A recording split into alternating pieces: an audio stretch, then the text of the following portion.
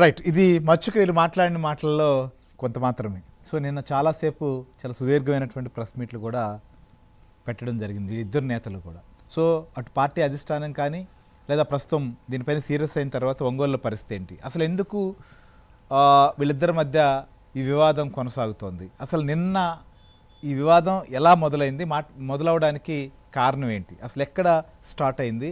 నిన్న బహుశా మొదట బాలినేనే ప్రెస్ మీట్ పెట్టినట్టున్నాడు. ఎందుకు పెట్టాల్సి వచ్చింది, ఆయన ప్రస్తావించిన అంశాలు ఏంటి, ఆ తర్వాత ఎమ్మెల్యే ఇచ్చినటువంటి కౌంటర్ ఏంటి? వెంకట్.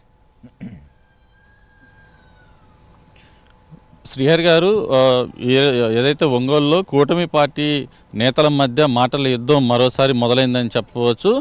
వైఎస్ఆర్ కాంగ్రెస్ పార్టీలో వైఎస్ జగన్కి అత్యంత దగ్గరగా ఉన్న బంధువు బాలినేని శ్రీనివాసరెడ్డి గత ఎన్నికల్లో ఓటమి తర్వాత జనసేన పార్టీలో చేరారు. అయితే వైఎస్ఆర్ కాంగ్రెస్ పార్టీలో అధికారంలో ఉన్న సమయంలో ఇటు తెలుగుదేశం పార్టీ నాయకులతో పాటు కార్యకర్తల్ని అలాగే జనసేన పార్టీ నాయకుల్ని కార్యకర్తల్ని బాలినేని శ్రీనివాసరెడ్డి వేధించారన్న ఆరోపణలు ఉన్నాయి. ఈ నేపథ్యంలో అసలు బాలినేని జనసేనలోకి రాణించకూడదని చెప్పని జనసేన పార్టీ జిల్లా అధ్యక్షుడిగా ఉన్న రియాజ్తో పాటు ఇటు తెలుగుదేశం పార్టీ నేతలు కూడా ఆయా అధిష్టానాలకి ఫిర్యాదులు చేశారు. ఈ నేపథ్యంలో ఏదైతే అప్పటికే అధిష్టానంతో కుదిరిన డీల్ తోటి జనసేన పార్టీలో మాజీ మంత్రి బాలినేని శ్రీనివాసరెడ్డి కూడా చేరారు.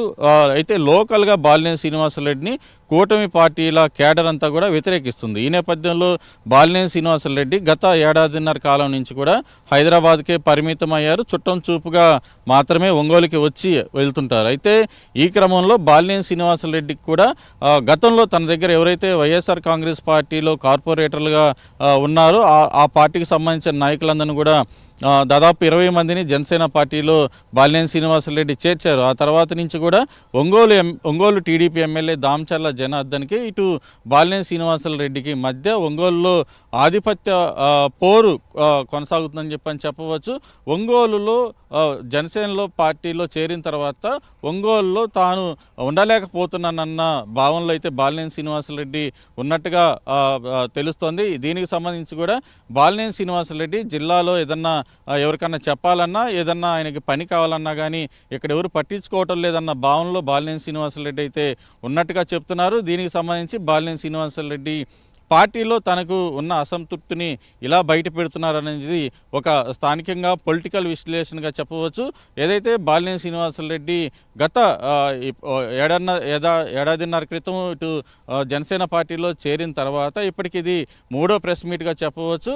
ఎప్పుడు ప్రెస్ మీట్ పెట్టినా కానీ ఇతర అంశాలు బాలినేని శ్రీనివాసరెడ్డి ఎప్పుడు కూడా మాట్లాడలేదు. ఒంగోలు టీడీపీ ఎమ్మెల్యే జనార్దన్ని టార్గెట్ చేస్తూనే బాలినేని శ్రీనివాసరెడ్డి మాట్లాడుతూ వస్తున్నారు. జనార్దన్ ఏదైతే ఇసుక మైనింగ్ మద్యం వంటి వ్యాపారాలు చేస్తున్నారు, అక్రమ ఆర్జనకు పాల్పడుతున్నారంటూ కూడా బాలినేని శ్రీనివాసరెడ్డి పలు ఆరోపణలు చేస్తూ వస్తున్నారు. దీంతో పాటు తన అనుచరులు ఎవరైతే ఉన్నారో వాళ్ళందరినీ కూడా అక్రమ కేసులు పెట్టి ఇప్పుడు జనార్దన్ వేధిస్తున్నారని చెప్పని బాలినేని శ్రీనివాసరెడ్డి ఆరోపణగా ఉంది. అయితే బాలినేని శ్రీనివాసరెడ్డి గతంలో మాట్లాడినప్పుడు బహుశా నాకు తెలిసి ఎప్పుడు ఇద్దరు పరస్పరం ఇట్లా విమర్శలు చేసుకోలేదు. మళ్ళీ ఎమ్మెల్యే కూడా రియాక్ట్ అయిన పరిస్థితి మనం చూసాం ఈవినింగ్. సో ఆయన రియాక్ట్ కావడానికి కారణం ఏంటి? అంటే బాలినేని మాట్లాడారు కాబట్టి కౌంటర్ ఇచ్చాడా, లేకపోతే నిజంగానే ఇక్కడ అనుచరులను వేధించడాలు, లేకపోతే కేసులు, ఒకరిపైన ఒకరు కరపత్రాలు వేసుకోవడాలు లేదా విమర్శలు లాంటివి ఏమైనా సాగుతున్నాయా? బాలినేని శ్రీనివాసరెడ్డి ఒకవైపు అధికార పార్టీలో ఉన్న లోకల్ ఎమ్మెల్యే మీద అవినీతి ఆరోపణలు చేసినప్పుడు సాధారణంగా ఎవరైనా కానీ విమర్శలు చేసినప్పుడు తిరిగి ఏందనేది చెప్పుకునే పరిస్థితి అయితే ఉంటుంది. అలాగే బాలినేని శ్రీనివాసరెడ్డి ఆరోపణలు చేసిన నేపథ్యంలో ఇటు తెలుగుదేశం పార్టీ ఎమ్మెల్యే దామచర్ల జనార్దన్ కూడా తన మీద ఏదైతే బాలినేని ఆరోపణలు చేశాడో వాటన్నిటికీ వివరణ ఇచ్చారు. నేను పక్కాగా ఏదైనా అవినీతికి పాల్పడినట్టు, ఏదైనా భూ కబ్జా చేసినట్టు పక్కా ఆధారాలు ఉంటే మాట్లాడాలి, వేగ్గా వచ్చి 2 నెలలకు ఒకసారి ఒంగోలు వచ్చి మాట్లాడి విమర్శలు చేసి వెళ్ళిపోతే కుదరదు. గత వైసీపీ ప్రభుత్వంలో బాలినేని శ్రీనివాసరెడ్డి కావచ్చు, ఆయన కొడుకు ప్రణీత్ కావచ్చు, ఇద్దరు చేసిన అక్రమాల మీద ఏదైతే జనసేన పార్టీలో చేరకపోయి ఉంటే వాళ్ళిద్దరు కూడా జైలుకి వెళ్ళే వాళ్ళు అని చెప్పని ఇటు దామచర్ల జనార్దన్ కూడా ఘాటు వ్యాఖ్యలు చేశారు. ఏదైతే బాలినేని శ్రీనివాసరెడ్డి 2 నెలలకు 3 నెలలకు ఒకసారి ఒంగోలు రావటం, స్థానిక ఎమ్మెల్యే మీద అవినీతి ఆరోపణలు చేయటం, ఈయన మళ్ళీ తిరిగి బాలినేని శ్రీనివాసరెడ్డి గత వైసీపీ ప్రభుత్వంలో అలా చేశాడు ఇలా చేశాడని చెప్పని ఇటు దామచర్ల జనార్దన్ కూడా ఆరోపణలు చేయడం ఇప్పటికే ఇది 3 సార్లు కొనసాగింది. నిన్న ఉదయం బాలినేని శ్రీనివాసరెడ్డి ప్రెస్ మీట్ పెట్టి ఒంగోలు ఎమ్మెల్యే జనార్దన్ మీద ఆరోపణలు చేసిన తర్వాత సాయంత్రం దామచర్ల జనార్దన్ కౌంటర్ ఇచ్చారు.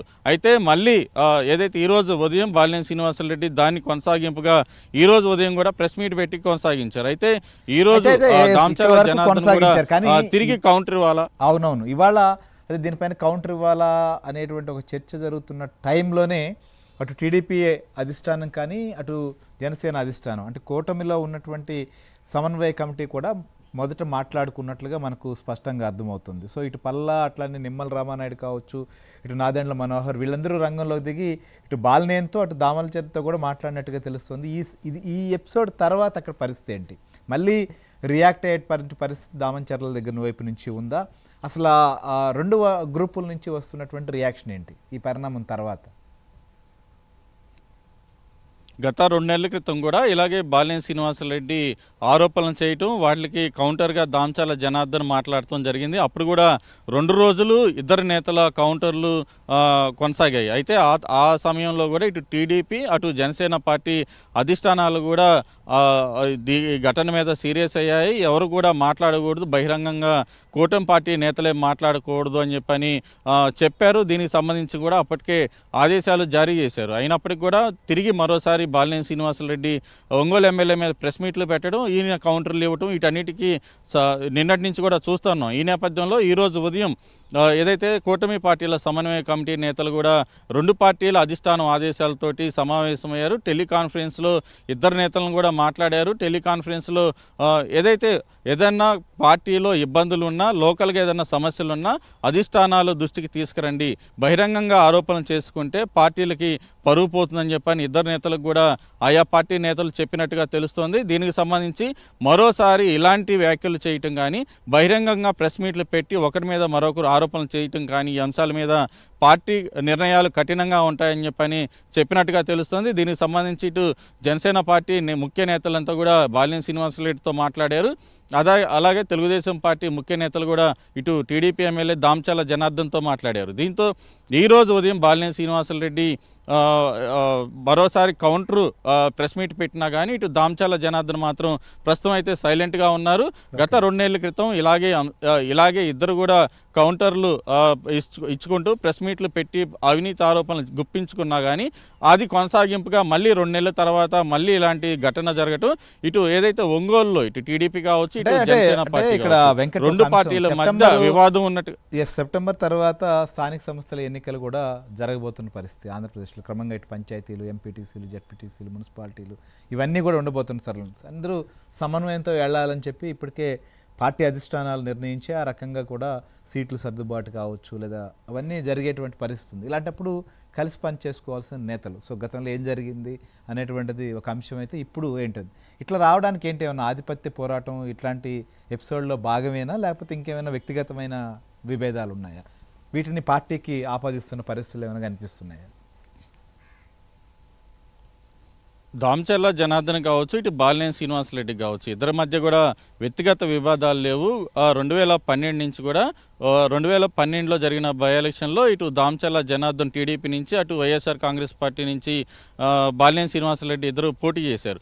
ఆ తర్వాత ఇద్దరు కూడా రాజకీయ ప్రత్యర్థులుగా మాత్రమే ఉన్నారు. ఇద్దరికి వ్యక్తిగత విభేదాలు ఏదైనా కానీ ఇటు వ్యాపారాల్లో విభేదాలు వంటివి ఏమీ లేవు. కానీ ఏదైతే రాజకీయ ప్రత్యర్థులుగానే వీళ్ళు దాదాపు 14 ఏళ్ల పాటు నుంచి కూడా కొనసాగుతున్నారు. గత ఎన్నికల ఓటమి తర్వాత ఇటు బాలినేని శ్రీనివాసరెడ్డి జనసేనలో చేరిన తర్వాత ఆయన జనసేన పార్టీలో బలపడాలని చెప్పని ప్రయత్నం చేస్తున్నారు. ఈ నేపథ్యంలోనే డీలిమిటేషన్ మీటింగులు కూడా జనసేన పార్టీకి సంబంధించిన డీలిమిటేషన్ సమావేశాలు కూడా నిర్వహించారు. ఇటీవల ఒంగోలులో నిర్వహించిన సమావేశంలో కూడా బాలినేని శ్రీనివాసరెడ్డి కొన్ని వ్యాఖ్యలు చేశారు. కూటమి పార్టీలో జనసేన పార్టీకి అన్యాయం జరుగుతుంది, జనసేన పార్టీకి ఎక్కువ సీట్లు ఇప్పిస్తాను, నాది బాధ్యత, ఎవరితోటైనా పోరాటం చేస్తాను, జనసేన నాయకులంతా కూడా స్థానిక సంస్థల ఎన్నికల్లో పోటీ చేయడానికి సిద్ధంగా ఉండండి అని చెప్పని ఇటు బాలినేని శ్రీనివాసరెడ్డి చెప్పుకొచ్చారు. ఆయన ఒకానొక దశలో తనని ఎవరు ఏం పీకలేరంటూ కూడా ఆయన జుట్టును కూడా చూపించారు. ఈ ఘటన గత 2 నెలల క్రితం కూడా స్థానికంగా వివాదానికైతే దారితీసింది. కానీ ఆ సమయంలో ఏ పార్టీ నాయకులు కూడా కూటమిలో ఉన్న నాయకులు ఎవరు కూడా స్పందించలేదు. కానీ ఈరోజు ఎమ్మెల్యే మీద వ్యక్తిగత ఆరోపణలు చేయడంతో ఇటు దామచర్ల జనార్దన్ కూడా తాను ఏందో చెప్పుకోవాలి కదా, ప్రజలకు నేనేంటో తెలియాలి కదా అని చెప్పని ప్రెస్ మీట్ పెట్టానని ఆయన అయితే పార్టీ నేతలకు చెప్పుకున్నట్టుగా తెలుస్తుంది శ్రీఆర్ గారు.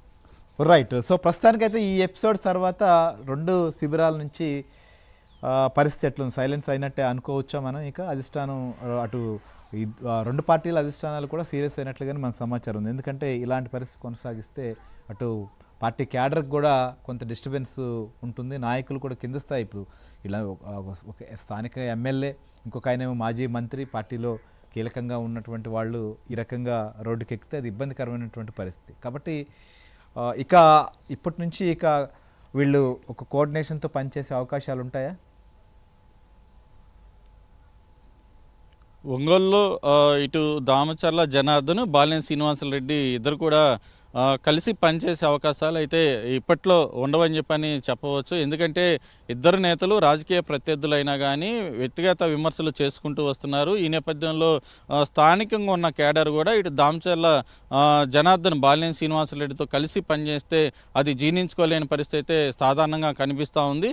ఎందుకంటే గత ప్రభుత్వంలో తమను వేధించారు, అటువంటి నేతను జనసేనలోకి తీసుకోవటం ఎలా అనే దాని మీదే పెద్ద ఎత్తున 2 పార్టీల్లో కూడా విమర్శలు వచ్చాయి. ఈ నేపథ్యంలో స్థానిక సంస్థల ఎలక్షన్స్లో ఇద్దరు నేతలైతే జిల్లాలో కలిసి పనిచేసే పరిస్థితులు అయితే కనిపించడం లేదు. ఇటు జనసేన పార్టీ జిల్లా బాధ్యతలు కూడా ఇటీవల ఉన్న రియాజ్ను కూడా తొలగించారు. ఈ నేపథ్యంలో జనసేన పార్టీకి కూడా జిల్లాలో నూతన సారథి రాబోతున్నారు. ఈ నేపథ్యంలో స్థానిక సంస్థలకి అంటే ముందుగా ఏదైతే జనసేన పార్టీ జిల్లా అధ్యక్షుని ప్రకటిస్తే వాళ్ళతో కలిసి ఇరు పార్టీల నేతలైతే కలిసి పనిచేసే అవకాశం ఉండేది.